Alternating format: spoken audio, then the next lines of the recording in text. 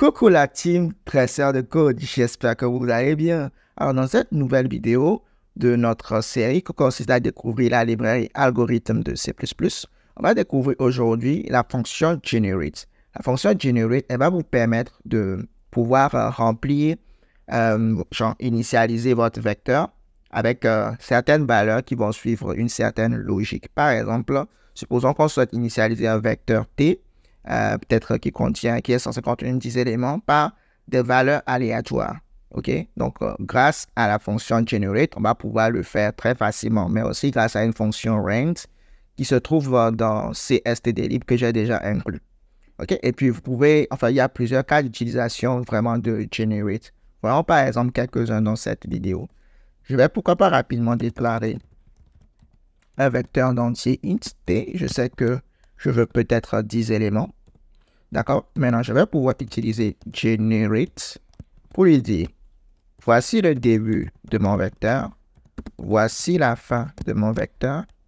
Et ce que tu vas faire, c'est que je vais passer une fonction anonyme, vu que je n'ai pas besoin de prendre des paramètres. Je vais passer une fonction anonyme. Et je sais que je vais utiliser la fonction range qui se trouve dans CSTDlib. Et ce que je souhaiterais, c'est générer moi des nombres aléatoirement, mais je vais m'assurer qu'ils soient entre 0 et 100. Donc, quand vous mettez module 100, vous vous assurez que peu importe le nombre qui sera généré, dès que vous faites module 100, donc c'est le reste de la division du nombre par 100, c'est sûr et certain que ce nombre sera entre 0 et puis 100. Donc, on fait generate comme ceci. Et generate va nous permettre d'initialiser notre vecteur par des valeurs aléatoires qui vont être comprises entre 0 et puis 100. Pourquoi pas, on va tenter de le voir int i à l'intérieur de t, hop, cout i, on met de l'espace et on fait ça, cout nline, comme ça. Je vais compiler puis exécuter et puis on va voir est-ce que ça marche. Comme vous pouvez le voir ici, on a des valeurs 7, 49, 73, 58 et ainsi de suite qui sont des valeurs aléatoires comprises entre 0 et 800. Supposons que je veux plutôt que ça me génère rien que des nombres comme 42. Donc je peux mettre directement 42 et je vais compiler et exécuter. Vous voyez que j'ai que des 42, 42, 42, 42, 42. Peut-être que vous voulez une liste incrémentale, peut-être le nombre va commencer par 1 et puis 2, 3, 4, 5, et ainsi de suite. Ce que vous pouvez faire, c'est que vous pouvez définir une variable int start, comme ceci, que vous initialisez par exemple à 1. Vous allez passer start, non pas start simplement comme ça, mais vous allez passer la référence de start comme ça. Si on modifie start ici, donc par exemple, je peux faire... on va dire result. Là, on va vraiment écrire simple. Là. Donc, je mets result. Le résultat que je veux d'abord afficher, c'est start. Ensuite, je fais start plus plus. Donc, incrémente-toi start. Donc, ça va passer à 2, ainsi de suite. Et puis là, je vais mettre return result. OK? Donc, je peux faire ça comme ça, très simplement. Et vous allez voir que, en fait, le fait de placer, de mettre ce expérience ici, là, ça va permettre que start, quand c'est incrémenté, genre, ça garde vraiment le bon scope. Ce n'est pas comme une copie qui est passée, donc ça garde vraiment le bon scope. Parce que si je ne mettais pas ça, vous voyez même que ici, il y a comme une erreur en fait. Il ne comprend pas qu'il peut ça. Donc ça ne marche même pas anyway.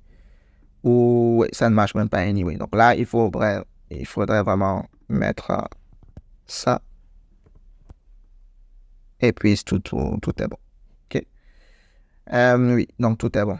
Là, si je viens, je peux aussi dire que peut-être je veux des nombres qui vont alterner de signes, d'accord? Donc, je veux peut-être des nombres qui vont alterner de signes. Peut-être que je veux une série de 1, moins 1, 1, moins 1, 1, moins 1, ainsi de suite. Donc, ce que je peux faire, c'est je peux dire qu'au lieu de start, je vais mettre sign.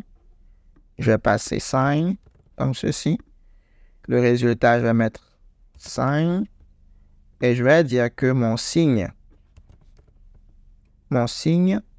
je veux que mon signe change à chaque fois, donc moins 5. Donc, au début, ce sera 1, ensuite moins 1. ensuite 1, ensuite moins 1, 1, ensuite moins 1. Hop. Ouais, 1, moins 1, 1, moins 1, 1, moins 1, ainsi de suite. Donc, je peux dire vraiment tout ce que je veux. Genre, je peux mettre la logique que je souhaite vraiment générer, au fait. Est-ce que vous voyez? Peut-être que, genre, je veux peut-être des multiples de 2. Donc, peut-être on va dire start. Commence peut-être par 2. Donc, le résultat que je souhaite, on va dire, je vais mettre start, par exemple. Donc, le résultat, je mets start. Puis ensuite, je vais dire que mon nouveau start, c'est 2 fois start. 2 fois mon ancien start.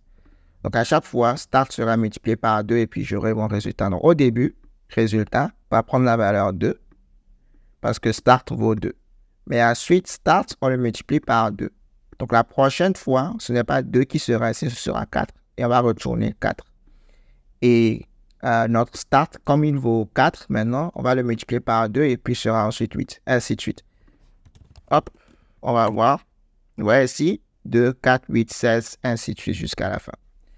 Donc, ce sera tout pour cette vidéo. J'espère que vous avez apprécié utiliser Generate et on se donne rendez-vous dans la prochaine vidéo pour voir encore quelque chose de plus cool. Salut!